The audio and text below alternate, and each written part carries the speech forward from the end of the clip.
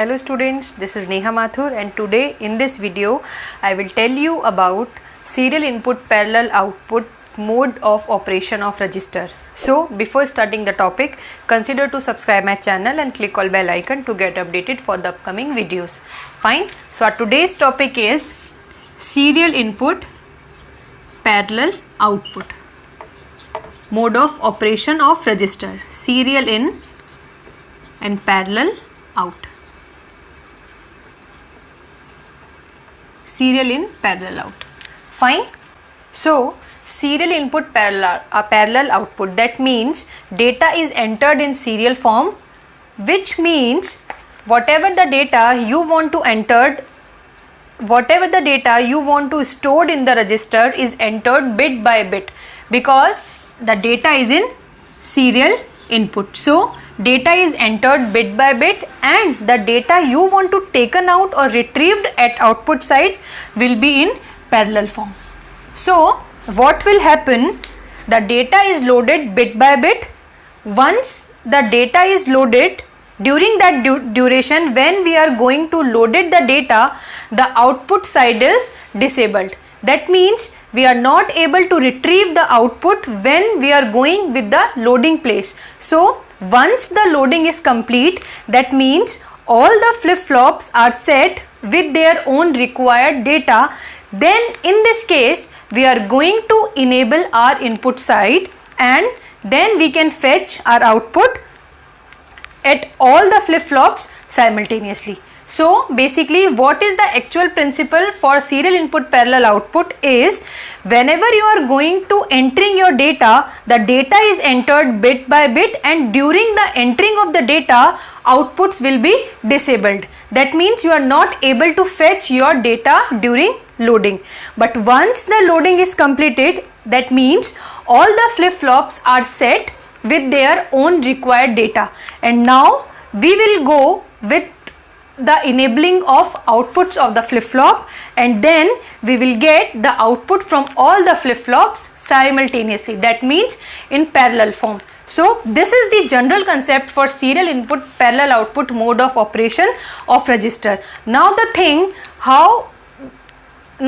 is about its designing. See, again the designing of any mode of operation of register depends upon the number of information you want to enter. Like serial input, serial output, there we were going to enter 4 bit of data. Similarly here I am again illustrate to enter 4 bit of data. That means the designing of serial input parallel out mode depends on the number of bit. Since here we are taking 4 bit, that means this register is again a combination of 4 flip-flops. So we will go with 4 flip-flops, D kind of flip-flop, 1, 2, flip-flop 3 and flip-flop 4. So serial in parallel output and we are going to enter 4 bit of data. That means again our circuit is a combination of 4 flip-flops. Here we are going to deal with D type of flip-flop and I am giving the name to individual flip-flop. I am starting from here.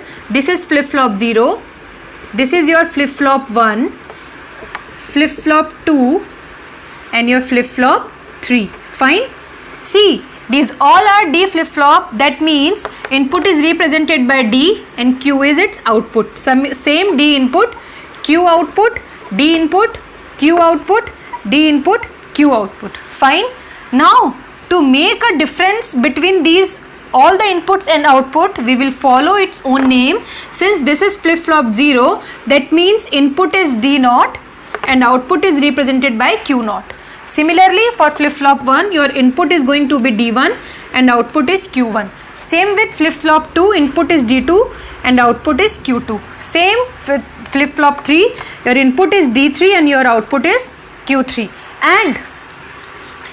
And the next thing is all the flip-flops are connected to each other in the way the output of this flip-flop is connected with the input of next flip-flop. Similarly, the output of this flip-flop is connected with the input of next flip-flop and so on. Fine. So this is the connectivity between the flip-flops. Now the thing is, about its main input, and its main input is applied over here at D3 and represented by D in, which will be your serial data input, because the data is entered at input in serial form. So I am going to give it name serial data input for your D in, which is nothing but your D3. Fine. Now all the flip-flops are connected. Now the thing is, since your input is set, because the output of this flip-flop is connected to input of this and so on. Now what about the output? See, the output is in parallel form. That means you will have to take output of all the flip-flops. So this is the outputs of your all the flip-flops. I am making it little bit small, just showing it over here. So this is your parallel outputs, your Q3, Q2, Q1 and Q0. Fine. Now what about clock? Same with serial input parallel output combination, we are going to set this serial output combination, we are going to set this circuit in synchronized manner. What is synchronized? Since we are operating all the flip-flops at the same clock, so your all the flip-flops are synchronized. Fine. And we are applying clock for all the flip-flops, the same clock, and this is your clock in the form of pulse. See, fine. See, flip-flop clock is connected here, the same clock is here, here and here. That means all the flip-flops are set at same clock. That means all the flip-flops are synchronized. Fine. Now the next thing is, see, I am again repeating the circuit description. We are taking 4 flip-flops just because we are going to enter the data of 4-bit. So 4 flip-flop with their name 0, 1, 2, 3, and since the data is entered in serial manner, that means you are going to enter your data from here. The output of this is connected with the input of this and so on. That means you are entering your data in serial manner, but you are retrieving your data in output manner. That means here we are taking individual outputs in parallel form. So this is the circuit description of your serial input parallel output mode of operation of register. Now we are going to deal with its operation. Fine. So again, like serial input serial output mode of operation, again initially we are assuming to reset all the flip-flops. That means our Q3, Q2, Q1 and Q0 are initially assumed or reset at 0. The first thing is, so initially your all the flip-flops are reset. Now come with its steps. Fine. This is your initial assumption, and the second thing is, what about the data you want to enter? So again I am going to enter 4-bit of data which is represented by 1111. Fine. So before start the operation, two important things are, the first thing is initial assumption about all the flip-flops. We are going to reset all the flip-flops, and the second thing is the data we are going to enter. Once the assumption and the data is fixed, now we will start its operation in 4 steps. So in your first step, you will have to apply the first bit of your data. That means D in is equals to 1. That means your D in is equals to 1. Fine. In first step, apply first bit which is 1. So D in is equals to 1, which means D3 is equals to 1. Fine. Now see, I am again repeating, whenever you are going to load all the bits of your data input, the outputs of all the flip-flops is disabled. That means you are not going to fetch output in these steps. Once the loading is completed, that means once you are done with the entering of all your data, then we will go to enable the outputs, and then we will retrieve the data which is loaded at all the flip-flops. So in 4 steps I am going to just load the 4-bit of data. Fine. So come with first step, in which you are applying your first bit, which is 1. So D in, that is D3 is equals to 1. Now apply clock. That means clock is equals to 0. Why 0? Because again here the clock is again set to work with falling edge of the clock. That means for negative triggering, your clock is going to be able, because here at every entry of the flip-flop I am using bubble. That means all the flip-flops is able to accept the clock for negative triggering. Once you will go with negative falling edge of the clock, that means clock is equals to 0, these bubbles will revert the clock and it will become 1 for the flip-flop. Fine.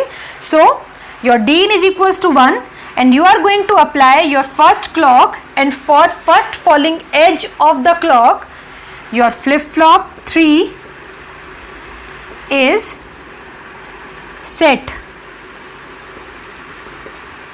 Fine.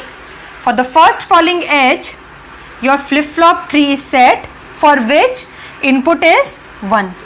So now its output, which is Q3, will be 1, and the remaining flip-flops are not able to respond. That means the output changes like, now what will be the output? Your Q3, Q2, Q1 and Q0. Your Q3 is 1. What about Q2, Q1 and Q0? Initially they were assumed at 0, so they will maintain their own state and it will be like this. So after the first step, the data which is entered in all the flip-flops is 1, 0, 0, 0. This is the first step of the operation. Now come with the second step. In step second, you are going to enter the second bit of your data, that means which is again 1. So now your D in, which is your D3, is 1, and again you will have to apply clock, and for the second falling edge of the clock, now your flip-flop 2 is set.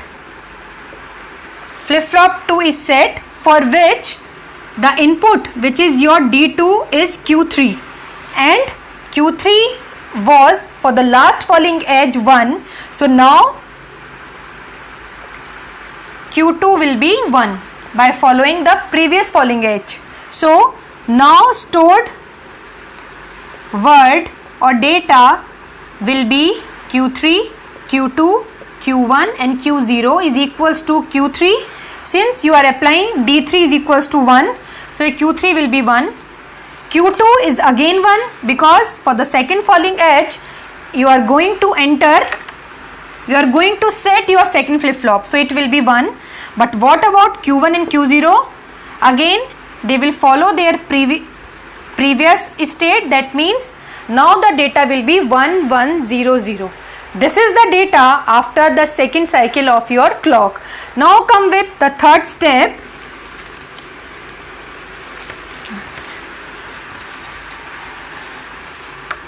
In the third step, you will have to apply the third bit of your data, that means 1. So your D in 1. D in, that means your D3 is 1. So once you will apply again the negative triggering, that means the falling edge of the clock, or you can say you set your clock at 0. Now for the third falling edge, your flip-flop 1 will be set.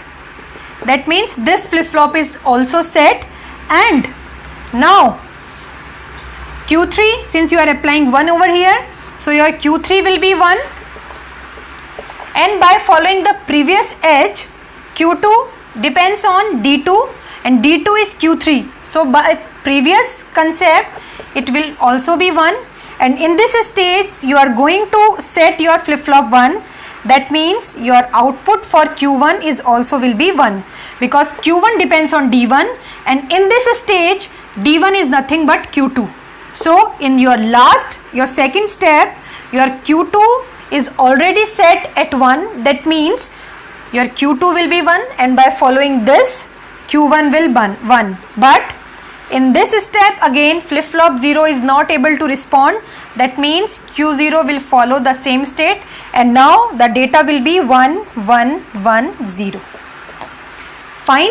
That means the 3-bit of our data 1 1 1 is already stored, is already loaded, but complete data is not loaded. That means we will have to go again with the last step, that means our fourth step, in which we will enter our last bit of the data, which is 1. So now again your D in is equals to D3 is equals to 1, and once you will set your clock is equals to 0, now flip-flop 0 is also active. See, active or set. See, in each step, that means with the application of each clock pulse, you are going to start to set your flip-flop in a sequence. For the last step, your flip-flop 0 is going to set. Now your flip-flop 0 will respond as per the input given at D0, which is your Q1, and Q1 is already set 1 in the last step. That means now your Q0, which depends on D0, and D0 is nothing but Q1. So now your Q0 will also be 0. That means with Q3, Q2, Q1, your Q0 will also be 1. So with 4 times application of clock pulse or clock signal, you are going to enter your 4-bit of data, which is 1 1 1 1. Now with the 4 times application of clock signal, you are done with the complete loading of your data. Data is loaded. That means all the flip-flops are ready with their own required data. So now after the loading, we will go to enable all the flip-flops. We will go to enable the outputs. That means now we are able to retrieve the data at their output terminal, and once the outputs, that is your Q3, Q2, Q1 and Q0 is enabled, you will retrieve your data which is actually loaded. So the data after the 4 steps, the data which is loaded at all the flip-flops is 1 1 1 1, and once you will go to enable the outputs, you will retrieve your output. You will retrieve your output. Your Q3 is equals to 1, Q2 is also 1, Q1 is 1 and Q0 is also 1 in simultaneously. That means in parallel form. So this is the concept of serial input parallel output. I am again going to represent that. I am taking one more example. See, if you want to store 6-bit of data, that means you will have to go with the grouping of 6 flip-flops. So with these 4 flip-flops, we will add 2 more flip-flops. Once you are ready with the grouping of 6 flip-flops, the second task is you will have to load your data bit by bit. That means 1 bit at a time. During the loading of the data, the outputs is disabled because you are going to retrieve data in parallel form. That means you will have to retrieve the data simultaneously. So during loading, all the outputs is disabled. Now with each time application of the clock, you are going to enter 1 bit of the data. Once you are done with the complete loading of your data, then we will go with enabling of the output. So by enable the output terminals, we will retrieve our data in parallel form. So this is the actual principle or actual concept of serial input parallel output mode of operation. Now when we come with the speed parameter of serial input parallel output and serial input serial output, till now we have done with two mode of operation, CISO and SIPO, but in terms of speed both are going to perform in same manner. Why I am saying this? Because for the serial input serial output mode of operation, you are going to apply 4 times clock to enter 4 bit of data. Similarly here, just to enter 4 bit of data, you are again applying 4 times clock signal. That means in terms of speed, both CISO and SIPO are going to perform in the same manner. There is no difference in terms of speed, that which one will be better in terms of speed. Both will be operate or both will take their own time in terms of speed, because both are taking 4 time application of clock to enter 4 bit of data. If you want to enter 8 bit of data, that means you will have to apply 8 times clock signal. If you want to enter 6 bit of data, it takes 6 times negative triggering, that means 6 time falling edge. So you can say that the output we are retrieving over here in the parallel form and we are entering our data in the serial form. So this is the concept of serial input parallel output. I will suggest you to go to follow CISO lecture also, because it will clear the complete concept of serial input serial output also. So I will suggest you to follow that video also, and if you are following the concept, consider to subscribe my channel and click on bell icon to get updated for the upcoming videos. Fine, thank you.